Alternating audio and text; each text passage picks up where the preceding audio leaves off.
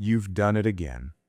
You're standing in a grocery store, or maybe a crowded hallway, and someone is walking toward you with a look of pure recognition. They know you completely. They remember your favorite coffee, your stories, even how you felt last time you spoke.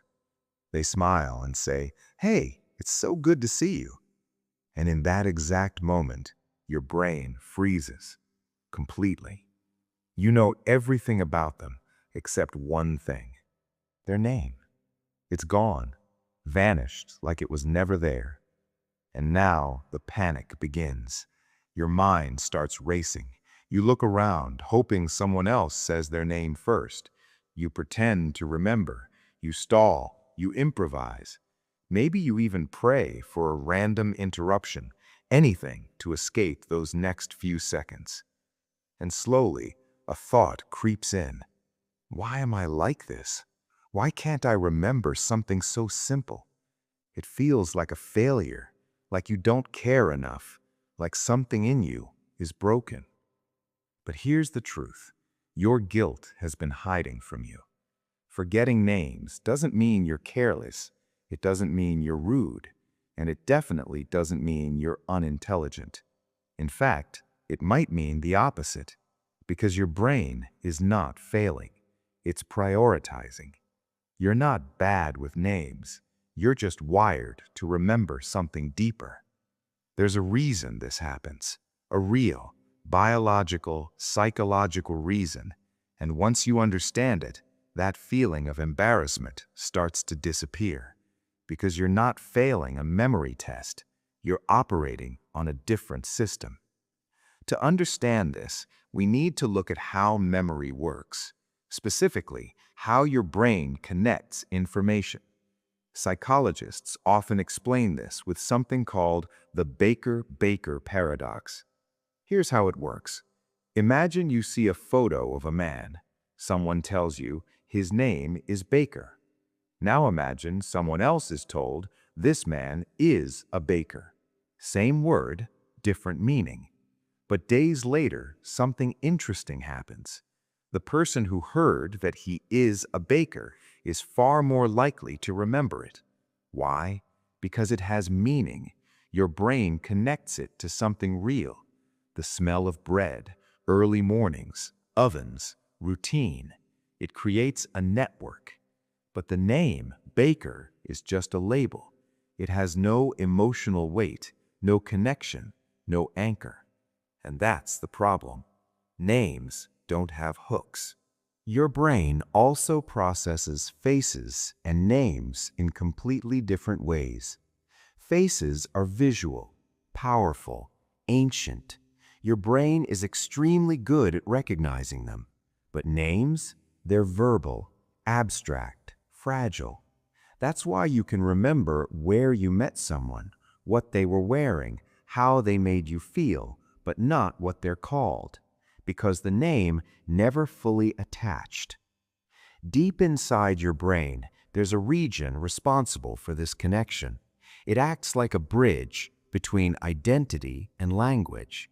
But that bridge is delicate, and if it's overloaded or distracted, the name simply doesn't stick. It slips away, even when everything else stays. But there's something even more important, something most people don't realize. When you meet someone, you're not just hearing their name. Your brain is doing something else, something much louder. It's analyzing. How do I look? What should I say next? Am I being awkward? Do they like me?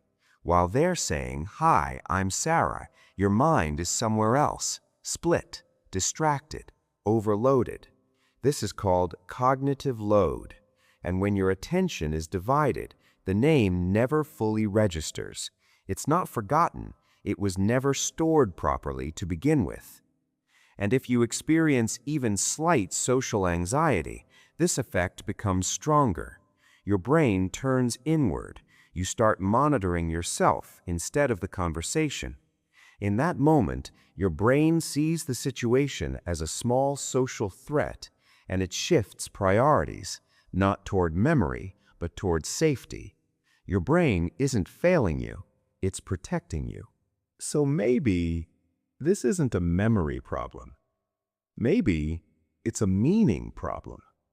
Because people who forget names easily often have something else, something powerful. They are deeply observant, emotionally aware, highly intuitive. They don't just hear words, they read energy. They notice tone. They feel presence. They remember how someone is, not just what they're called. Your brain isn't focused on labels, it's focused on meaning, connection, depth. You remember the person, not the tag attached to them. And that's not a weakness, that's a different kind of intelligence.